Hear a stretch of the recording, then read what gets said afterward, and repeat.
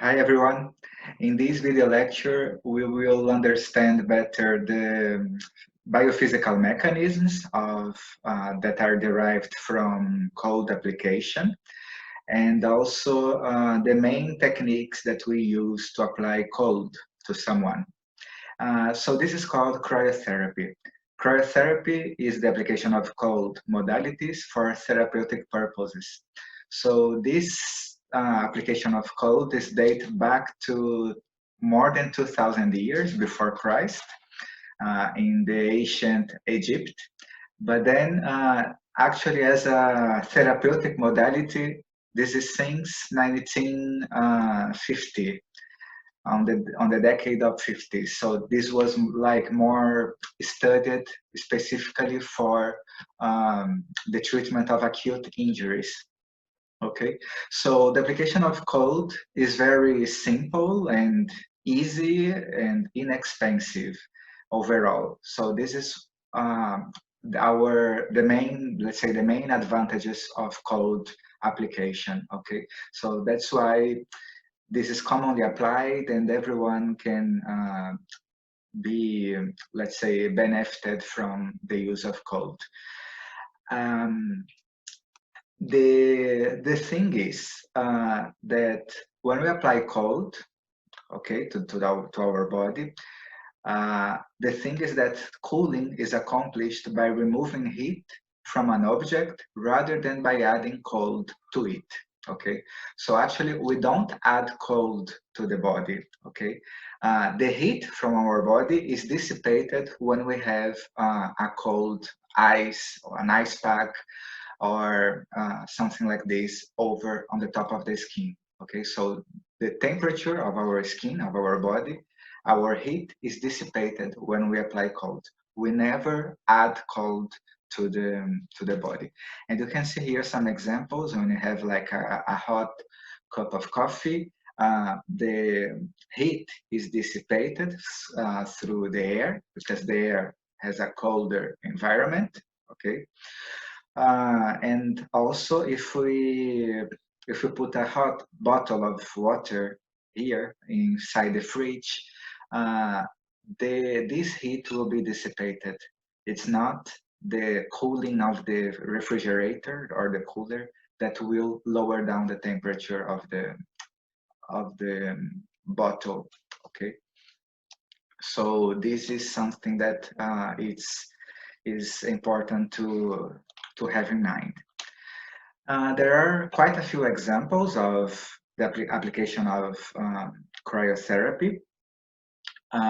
The methods of energy transfer with cold modalities are the same methods that are applied for heat modalities. Okay, so we have conduction, when is the transfer of energy between solid objects. Okay, so with physical contact in conduction. Convection is when it's necessary the presence of fluid. Okay, so agitated fluid or moving water. So this, in this case here, the energy is transferred by convection, and finally, evaporation is when we use like liquid that becomes evaporated or steam. Okay, so in this case, I have an example of these coolant sprays. This type of sprays, they are more used for, let's say, before stretching a muscle or with a spasm. So inside here, this bottle here, there is a liquid, and in the format of a pressurized liquid, so in aerosol. And when this is released by steam. Steam is formed. So this is cold steam in this case. Okay, and when this cold steam is in contact with the skin, this liquid cools down the temperature, okay, or our body temperature. And conduction is like the most used method, okay, and more traditionally used by cold or ice packs. ice massage, these controlled cold units, or cold immersion, as we saw previously in contrast bath. The general biological effects obtained by cryotherapy is basically on the hemodynamics. Okay, so we have changes in the circulatory system, changes in the neuromuscular system, and also in the metabolism. So we can also imply that according to these general biological effects, what are the main goals of the treatment of cold therapy? So cold therapy will be more used to decrease pain and edema, okay? So when we have acute conditions, okay? So conditions like after trauma, 24 to 48 hours after trauma, those are the conditions that we use cold therapy. So let's see, go through of them one by one. In the hemodynamics, the effects that we observed with cold therapy is the opposite of heat therapy. Okay, so we see mainly vasoconstriction and decreased blood flow. And this mechanism is related with the direct reflex activation of smooth muscles of the blood vessels by cutaneous thermoreceptors. So we apply cold to our skin, we have thermoreceptors in our skin. These receptors will detect this temperature, this cold temperature, okay? And this will activate the sympathetic nervous system. And with the activation of the sympathetic nervous system, we'll have more release of adrenaline and noradrenaline, and this will immediately give the response of vasoconstriction. Okay, so we have this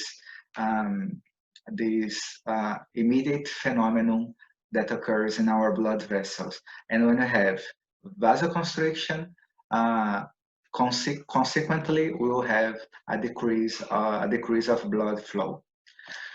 The other system that is also affected when we apply cold is the neuromuscular system. We have the effects of decreased nerve conduction, velocity, and the firing rate. So we have increased pain threshold and decreased pain perception. So this means that the person will have less sensitivity to cold, okay, to pain. So this person will be less sensitive to pain. And also decreased spasticity caused by the decreased firing rate of the afferent muscle spindle fibers that we saw previously in the heat therapy, and also reduced action potentials in the nerves of this spastic hand, as an example. Okay, regarding pain, the mechanism is the same mechanism of the gate control theory that we learned previously as well. So the gate control theory says that a non-nociceptive stimulus caused, let's say, by a mechanoreceptor, or in this case could be a thermoreceptors in our skin. This stimulus is carried by faster fibers than the fibers that are that carry the nociceptive stimulus caused by pain. Okay, so the mechanism is the gate control theory. So this closes the gate to the nociceptive stimulus, and that's why pain is decreased. Concerning the effects in the metabolism, we know that cold decreases the metabolic rate. Okay, so we will have a decreased rate in the enzymatic activity overall, and therefore this is considered the best option for acute inflammatory conditions to control inflammation, edema, and pain.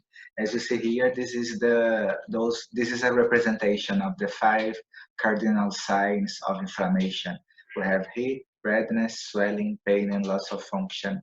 So cold, the application of cold is believed to reduce these components here, mainly swelling and pain. And here we can see a few examples of how we could apply cold, okay, in this modality. So we have ice packs and cold packs. What's the difference between them? Ice packs is this one here that you see in the first picture, okay. Ice packs, they can be applied like as a crushed ice in a plastic bag. So this is the same crushed ice that you use, for example, to prepare your mojitos. And here, in this case, we have a cold pack. The difference is that in the cold pack, we have gel inside this pack, okay? Ice packs, they will induce a more aggressive cold, okay? So this is easy to use at home, but sometimes it can be necessary to use like a cover of towel, like wrapping up with a towel in order to minimize this aggressive cooling, okay?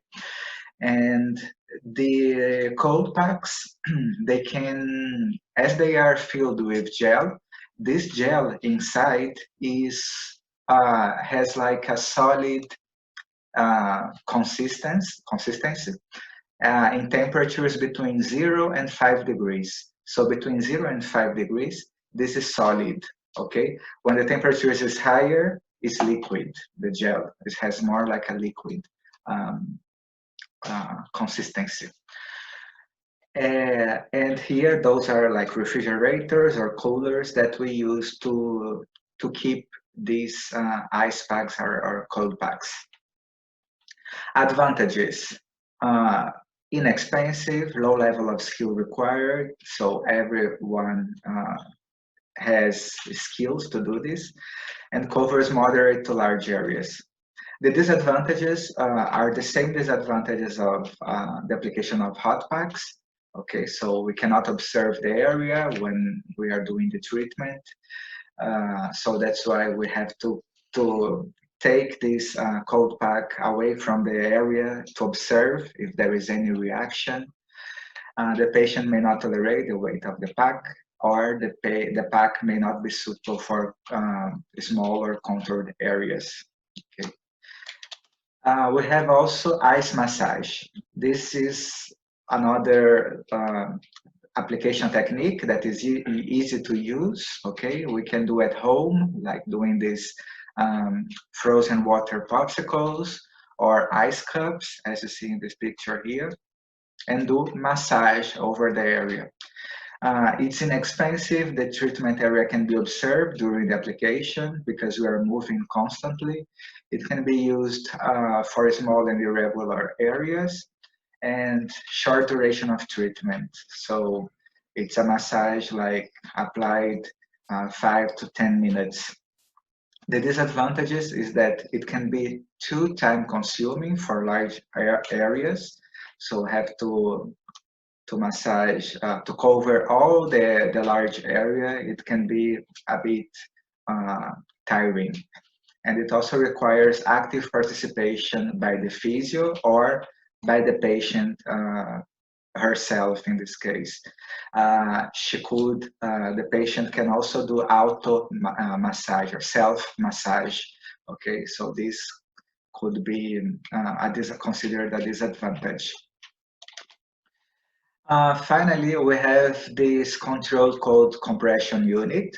Okay, so before talking about this specific technique, it's nice to remember that when we have an acute injury immediately after trauma, we all learned that we use the PRICE protocol. Okay, so I have protection, rest, ice, compression, elevation. And there is also S in the final acronym. So S for stabilization as well. So it could be prices with stabilization in the end.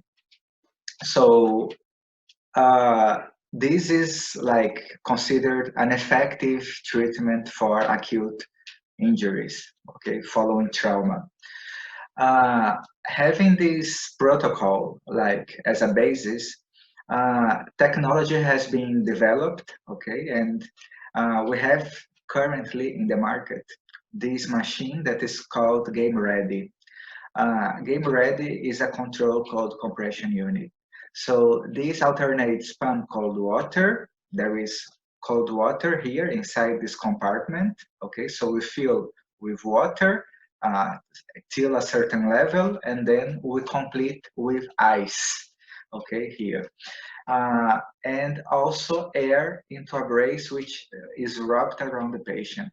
So this brace could be, there are several types of braces. In this picture, you see a brace that covers the shoulder, okay?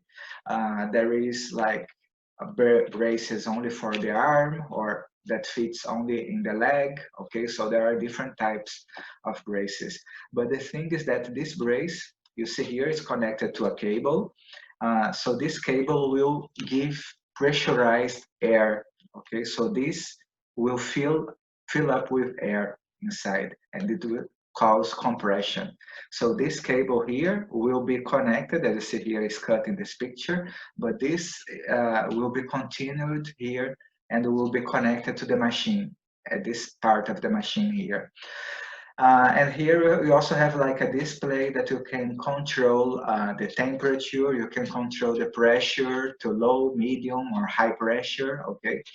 So that's why this is called controlled cold compression unit, because you can control the temperature and also the pressure applied to the patient.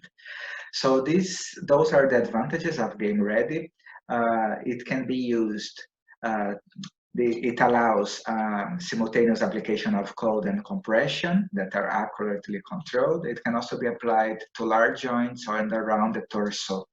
So depending on the type of brace that we are using, okay?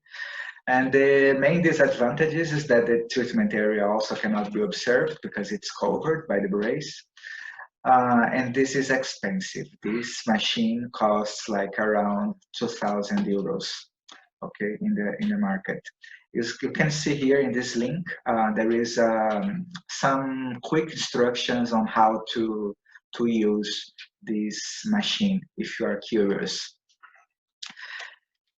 And the application of cryotherapy is like is mainly applied so for acute conditions for following trauma, okay, as we learned all the effects that are caused by cold, okay, but it's not everybody that is eligible for this technique, okay, because especially people who are sensitive to cold, okay, or these people who have like cold hypersensitivity or cold induced urticaria or Raynaud's disease, okay, which is a condition, a phenomenon that causes the vasospasm of the arteries. So when the arteries